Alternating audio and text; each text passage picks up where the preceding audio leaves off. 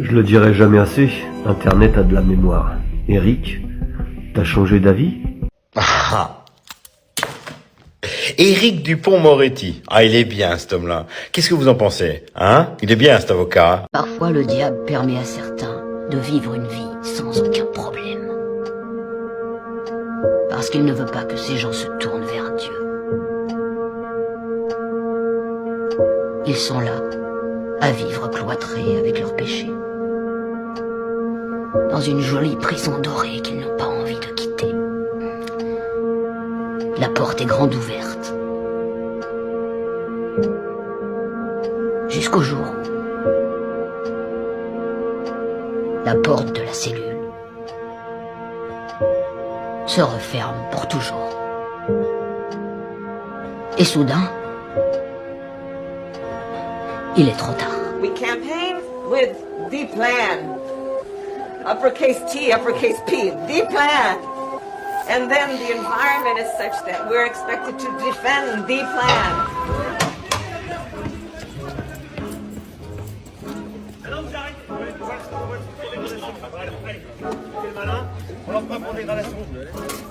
Mais non, mais il a rien dégradé. Oh, vous allez pas l'embarquer.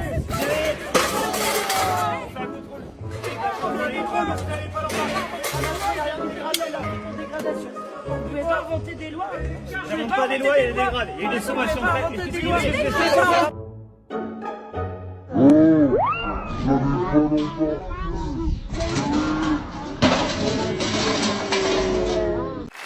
Alors là, cette semaine, on me disait souvent, ah, dans tes vidéos, tu parles beaucoup de Macron. Bon. Franchement, je me retiens, franchement. Une minute pour vous passer un message très simple. Va te faire enculer. Moi, je suis ouvert.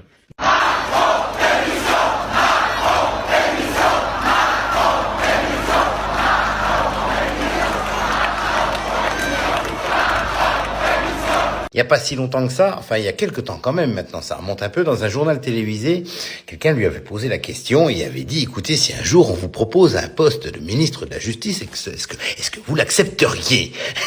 Et lui, il avait répondu avec un aplomb d'avocat. Tu sais comment c'est les aplombs d'avocat? Bien sûr que non. Vous voulez que je vous le signe? Si on vous proposait un poste de ministre de la Justice, vous l'accepteriez? Sûr? Ah oui, sûr. Vous voulez que je vous le signe? Ouais. D'abord, personne ne me le proposera, ce sera un bordel, mais alors, non, mais personne n'aurait jamais l'idée sotte, totalement saugrenue, incongrue, invraisemblable de me proposer cela, et moi, franchement, je n'accepterai jamais un truc pareil, non. Pourquoi? Pour mon métier. Il faut en avaler des couleurs pour faire de la politique. D'abord, il faut être d'accord avec tous les copains du gouvernement auquel on appartient soi-même, c'est-à-dire, faut manger son chapeau de temps en temps, non, c'est une discipline, c'est un exercice, j'en ai pas les compétences, et puis, non, pas du tout, j'aimerais pas faire ça. Non, j'ai quelques idées, je les exprime, voilà, après non. Inutile de signaler, hein, cette séquence qui vaut 10, c'est une archive audiovisuelle. C'est pas transformé, c'est la réalité. Et puis alors, vous avez suivi, il s'est passé un petit truc là, à la cour de récré, là. Ah, à l'Assemblée nationale, pardon, putain. Je confonds les deux à chaque fois. Madame la Présidente, pendant que notre président de groupe descendait de la tribune, le garde des Sceaux a fait un bras d'honneur. C'est quelque chose d'assez inqualifiable. Encore une fois, nos collègues ont été extrêmement surpris. Alors, monsieur le ministre. Je conteste totalement les faits qui me sont reprochés. Il n'y a pas un bras d'honneur, il y en a deux.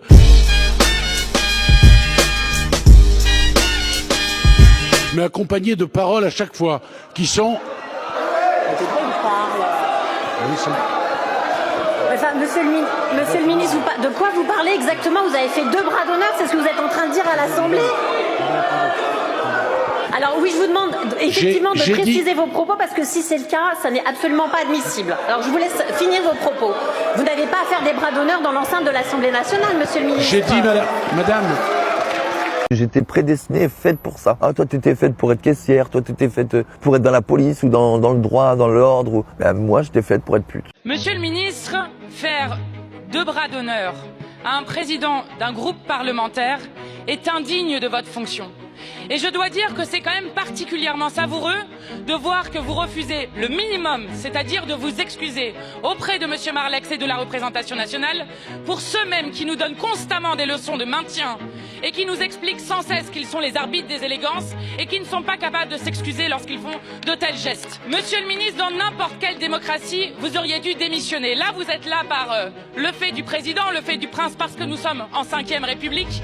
Mais c'est d'autant plus grave le geste que vous avez fait que monsieur Marlex pointait une chose qui doit toutes et tous nous interroger en démocratie, avec la mise en examen d'un ministre de la Justice.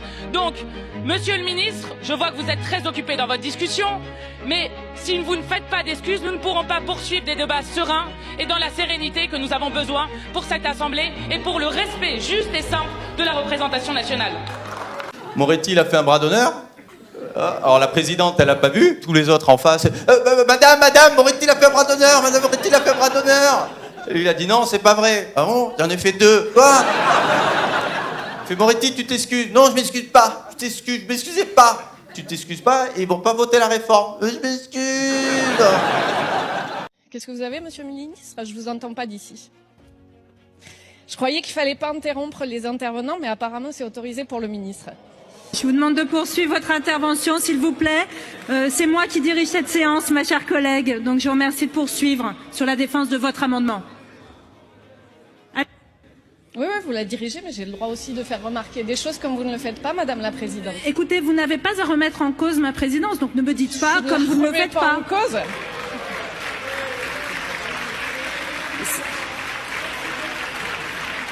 C'est amusant, c'est amusant, c'est amusant. C'est amusant, on y reviendra plus tard, Madame la Présidente, mais je vais quand même continuer mon propos, puisqu'apparemment, c'est pour ça qu'on vous a donné la parole, Madame. Le ministre, il semblerait que je n'ai pas le droit de m'exprimer, mais je vais quand même aller jusqu'au bout. Donc,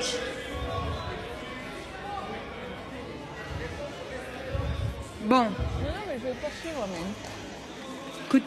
ça va, tout le monde est défoulé, je peux y aller, merci. Bon, Donc, écoutez, votre temps est écoulé, ma chère collègue. Les 2 minutes sont passées. C'est quoi? J'ai trouvé un œuf. Mais non. Si, je crois qu'il va éclore, regarde. Il bouge là? T'es con, putain.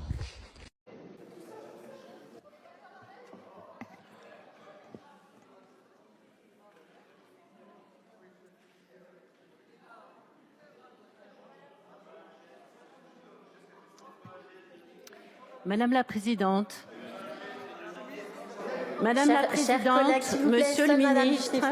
Et après, il a dit non, mais en fait, j'ai pas fait le bras d'honneur pour le gars d'en face. J'ai fait un bras d'honneur à la présomption d'innocence. Ah.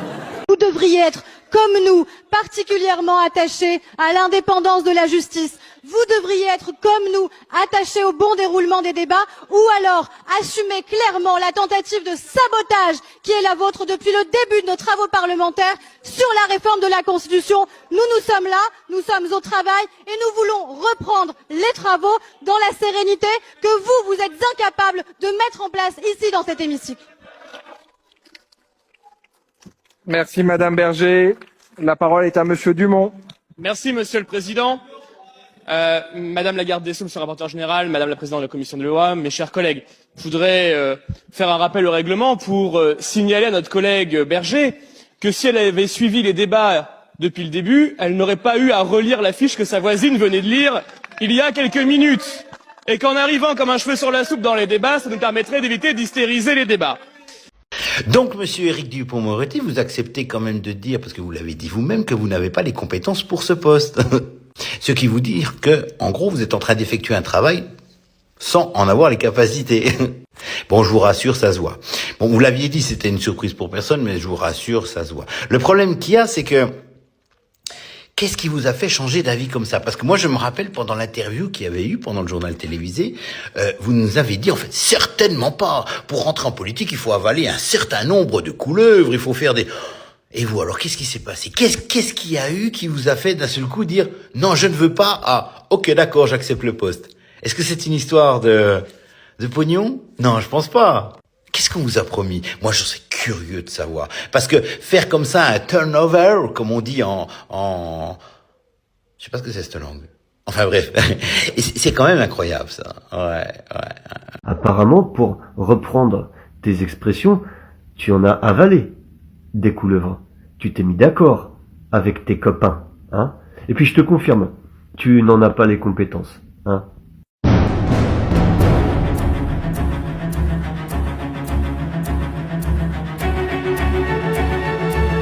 Bah si tu nous regardes, tiens, toi, je fais pas ça du Pont-Moretti, hein, je fais ça au garde des Sceaux, ça n'a rien à voir. Non mais notez bien.